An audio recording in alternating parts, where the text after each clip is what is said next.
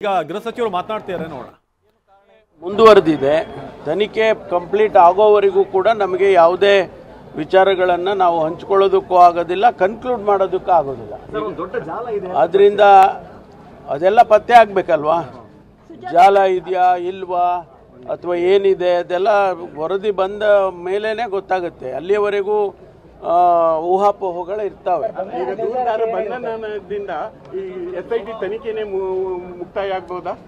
ಅದು ಹೇಳಲಿಕ್ಕೆ ಬರೋದಿಲ್ಲ. ಸುಜಾತಾ ಭಟ್ ವಿರುದ್ಧ ಏನಾದರೂ ಆಕ್ಷನ್ ತಗೊಳ್ತೀರಾ?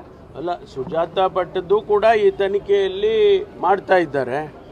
ಆ ತನಿಖೆ ವರದಿ ಬರೋವರೆಗೂ ಕೂಡ ಯಾವುದನ್ನು ನಾವು ಡಿಸ್ಕ್ಲೋಸ್ ಮಾಡೋದಕ್ಕೂ ಆಗೋದಿಲ್ಲ ಅಥವಾ SITನವರು ಇನ್ವೆಸ್ಟಿಗೇಷನ್ಗೆ ಎಫೆಕ್ಟ್ ಆಗುತ್ತೆ. ಯಾವುದೇ ವಿಚಾರಗಳನ್ನು ಹೊರಗಡೆ ತಂದರೆ ಇನ್ವೆಸ್ಟಿಗೇಷನ್ಗೆ ಎಫೆಕ್ಟ್ ಆಗುತ್ತೆ. ಆದ್ದರಿಂದ ಇನ್ವೆಸ್ಟಿಗೇಷನ್ ಸಂಪೂರ್ಣ ಆಗೋವರೆಗೂ ಕೂಡ ನಾವು ಯಾವುದನ್ನು ಕೂಡ ರಿವೀಲ್ ಮಾಡೋಕ್ಕಾಗೋದಿಲ್ಲ.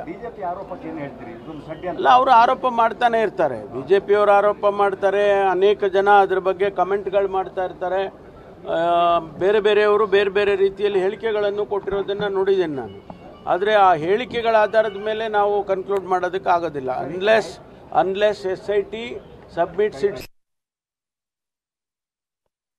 ಗೃಹ ಸಚಿವ ಪರಮೇಶ್ವರ್ ಮಾತನಾಡ್ತಾ ಇದ್ರು. ಅಂದ್ರೆ ಸದ್ಯಕ್ಕೆ ಈ ಏನೇನು ಯಾರು ಅವ್ರ ಹಿಂದೆ ಇದ್ದಾರೆ, ಜಾಲ ಇದೆ, ಇದೆಲ್ಲವೂ ಕೂಡ ಒಂದಷ್ಟು ಆರೋಪಗಳು ಕೇಳಿ ಬರ್ತಿರೋದು ಹೌದು. ಆದ್ರೆ ಮುಂದುವರಿಯುತ್ತದೆ. ಬನ್ನಿ, ಅದ್ರ ಬಗ್ಗೆ ಪೂಂಜಾ ಅವರು ಸ್ಟೇ ತಗೊಂಡಿದ್ದಾರಲ್ಲ, ಸ್ಟೇ ವೇಕೆಟ್ ಆದ್ರೆ ಅವ್ರ ಮೇಲೆ ಕ್ರಮ ತಗೊಳ್ತಾರೆ. ಈಗ ಅನಾಮಿಕರ ವರ್ತನೆಯ ಬಗ್ಗೆ ಸಂಶಯ ಬಂದು ವಶಕ್ಕೆ ತಗೊಂಡಿದ್ದೀರಿ ಅಂತ ಸಂಶಯ ಬಂದು ತಗೊಂಡಿದ್ದಾರಾ ಅಥವಾ ಯಾವ ಉದ್ದೇಶದಿಂದ ಅವ್ರನ್ನ ತಗೊಂಡಿದ್ದಾರೆ ಅಥವಾ ಯಾವ ಸೆಕ್ಷನ್ ಅಡಿಯಲ್ಲಿ ಅವ್ರನ್ನ ತಗೊಂಡಿದ್ದಾರೆ ಅದೆಲ್ಲ SIT ಅವರಿಗೆ ಗೊತ್ತು. ಇನ್ನು ತನಿಖೆ ಯಾವ ದಿಕ್ಕಲ್ಲಿ ಸಾಗುತ್ತೆ? ಇನ್ನು ಈಗ ದೂರದಾರ ಈಗ ಬಂಧನ ಆಗಿದೆ, ಮಾಹಿತಿ ಏನು ಕೊಟ್ಟಿದ್ದಾರೆ. ಈಗ ಆ ದೂರುದಾರನ ಆಧಾರದ ಮೇಲೆ ತಾನೇ ನಾವು ಇದನ್ನು ಪ್ರಾರಂಭ ಮಾಡಿದ್ದು. ಈಗ ಅವನನ್ನೇ ಅರೆಸ್ಟ್ ಮಾಡಿ ಅವನ ಹೇಳಿಕೆಗಳ ಆಧಾರದ ಮೇಲೆ ತನಿಖೆ ಮುಂದುವರಿಯುತ್ತೆ. ಅವ್ರು ಹೇಳಿದ್ದೆಲ್ಲ ನಾನು ನಿಮ್ಗೆ ಹೇಳಕ್ಕಾಗಲ್ಲ. Do you expect that? ನಾನು ಅರೆಸ್ಟ್ ಆಗಿರೋದು ಅಷ್ಟೇ ಹೇಳಿದ್ದೀನಪ್ಪ, ಆಯ್ತಾ? ಮುಂದೆ ಅವ್ರು ಏನ್ ಹೇಳಿದ್ರು ನಮಗೂ ಹೇಳಿ ಒಂದ್ ಸ್ವಲ್ಪ. ಅಂದ್ರೆ ಇಲ್ಲ, ಹೇಳ್ಬಾರ್ದು, ತನಿಖೆ ಆಗುವಾಗ ಹೇಳ್ಬಾರ್ದು. ಹಿಂದೆ ದಕ್ಷಿಣ ಕನ್ನಡ ಪೊಲೀಸರು ಹೇಳಿದ್ರು ಆತರ ಮಂಪರ್ ಪರೀಕ್ಷೆ ಆಗ್ಬೇಕು ಅಂತೇಳಿ. ಏನು ಪರೀಕ್ಷೆ SIT ಕೊಟ್ಟ ಮೇಲೆ ಯಾವ ರೀತಿಯಲ್ಲಿ ತನಿಖೆ ಮಾಡಬೇಕು ಅಂತ ನಾವು ಹೇಳೋದಿಲ್ಲ. ಸರ್ಕಾರ ಒಂದು ಆದೇಶ ಮಾಡಿತು, SIT ಕೊಡ್ತು. SIT ಯಾವ್ದು ಅದು ಸತ್ಯ ಹೊರಗಡೆ ತರಬೇಕು ಅಂತ ಯಾವ ಮೆಥಡ್ಸ್ ಅವರು ಅಪ್ಲೈ ಮಾಡ್ತಾರೆ ಅದು ನಾವು ಹೇಳೋದಿಲ್ಲ.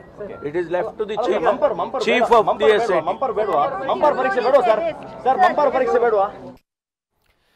ಗೃಹ ಸಚಿವ ಪರಮೇಶ್ವರ್ ಈ ಬಂಧನ ಆಗಿರೋ ವಿಚಾರಕ್ಕೆ ಸಂಬಂಧಪಟ್ಟಾಗಿ ಅಪ್ಡೇಟ್ ಕೊಡ್ತಾ ಇದ್ರು. ಜೊತೆಗೆ ಆತನ ಸ್ಟೇಟ್ಮೆಂಟ್ಗಳು ಏನೇನು ಬಂದಿದೆ, ವಿಚಾರಣೆ ಸಂದರ್ಭದಲ್ಲಿ ಏನೆಲ್ಲ ಆತ ಹೇಳಿದ್ದಾನೆ, ಇದೆಲ್ಲವೂ ಕೂಡ ಕಾನ್ಫಿಡೆನ್ಷಿಯಲ್ ಇದೆ, ಅದನ್ನು ನಾನೀಗ ಹೇಳೋಕೆ ಸಾಧ್ಯ ಇಲ್ಲ, ತನಿಖೆ ಪ್ರಗತಿಯಲ್ಲಿರುವಂತಹ ಸಂದರ್ಭದಲ್ಲಿ ಅಂತ ಹೇಳಿದ್ದಾರೆ.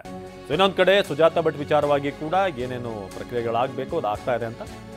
ನಾವು ತನಿಖೆಯಲ್ಲಿ ಎಲ್ಲವೂ ಕೂಡ ಪತ್ತೆ ಆಗಬೇಕಾಗಿದೆ.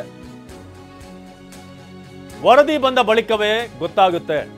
ವರದಿ ಬರಬೇಕು, ಅದಾದ್ಮೇಲೆ SIT ತನಿಖೆಯಲ್ಲಿ ಏನೇನಾಗಿದೆ ಅನ್ನೋದು ಗೊತ್ತಾಗುತ್ತೆ. ವರದಿ ಬರೋವರೆಗೆ ಏನನ್ನೂ ಕೂಡ ಹೇಳೋಕೆ ಸಾಧ್ಯ ಇಲ್ಲ, ಯಾವುದನ್ನು ಕೂಡ ರಿವೀಲ್ ಮಾಡೋಕೆ ಸಾಧ್ಯ ಇಲ್ಲ. ತನಿಖೆಗೆ ಸಮಸ್ಯೆ ಆಗುತ್ತೆ. ಅದು ತನಿಖೆಯ ರಿಪೋರ್ಟ್ ಏನು ಬರುತ್ತೆ ಅದನ್ನ ನೋಡಿದ ನಂತರ ನಾನು ತಿಳಿಸ್ಬೋದು ಏನಾಗಿದೆ ತನಿಖೆಯಲ್ಲಿ, ಆತ ಏನು ಹೇಳಿದ್ದಾನೆ ಅಂತ. ಅಲ್ಲ, SIT ತನಿಖೆ ಮಾಡ್ತಾ ಇದೆ, ತನಿಖೆ ಮುಂದುವರೆದಿದೆ. ತನಿಖೆ ಕಂಪ್ಲೀಟ್ ಆಗೋವರೆಗೂ ಕೂಡ ನಮಗೆ ಯಾವುದೇ ವಿಚಾರಗಳನ್ನು ನಾವು ಹಂಚಿಕೊಳ್ಳೋದಕ್ಕೂ ಆಗೋದಿಲ್ಲ, ಕನ್ಕ್ಲೂಡ್ ಮಾಡೋದಕ್ಕೂ ಆಗೋದಿಲ್ಲ. ಅದರಿಂದ ಅದೆಲ್ಲ ಪತ್ತೆ ಆಗಬೇಕಲ್ವಾ, ಜಾಲ ಇದೆಯಾ ಇಲ್ವಾ ಅಥವಾ ಏನಿದೆ ಅದೆಲ್ಲ ವರದಿ ಬಂದ ಮೇಲೇ ಗೊತ್ತಾಗುತ್ತೆ. ಅಲ್ಲಿಯವರೆಗೂ ಊಹಾಪೋಹಗಳು ಇರ್ತವೆ. ಈಗ ದೂರದಾರ ಬಂಧನದಿಂದ ಈ SIT ತನಿಖೆನೇ ಮುಕ್ತಾಯ ಆಗ್ಬೋದಾ? ಅದು ಹೇಳಲಿಕ್ಕೆ ಬರೋದಿಲ್ಲ.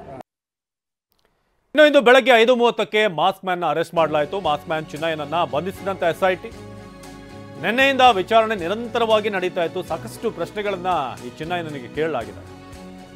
ಆದರೆ ಇವತ್ತು ಬೆಳಗ್ಗೆ 5:30ಕ್ಕೆ ಮಾಸ್ಕ್ ಮ್ಯಾನ್ ಅನ್ನ ಅರೆಸ್ಟ್ ಮಾಡಲಾಯಿತು. ಮಾಸ್ಕ್ ಮ್ಯಾನ್ ಚಿನ್ನಯ್ಯ, ಸೊ ಈತನನ್ನ SIT ಬಂಧಿಸೋಕೆ ನಿರ್ಧಾರ ಮಾಡುತ್ತೆ. ಈತನ ಎಲ್ಲ ಹೇಳಿಕೆಗಳನ್ನ, ಸ್ಟೇಟ್ಮೆಂಟ್ಗಳನ್ನ ಈ ವಿಚಾರಣೆ ನಡೆಸಿದಂಥ ಸಂದರ್ಭದಲ್ಲಿ ಏನೆಲ್ಲ ಆತನಿಂದ ಉತ್ತರಗಳನ್ನು ತೆಗಿಬೇಕಾಗಿತ್ತು, ಆ ಒಂದು ಉತ್ತರಗಳನ್ನು ಪಡೆದ ನಂತರ ಆತನನ್ನು ಅರೆಸ್ಟ್ ಮಾಡೋಕೆ ನಿರ್ಧಾರ ಮಾಡ್ತಾರೆ.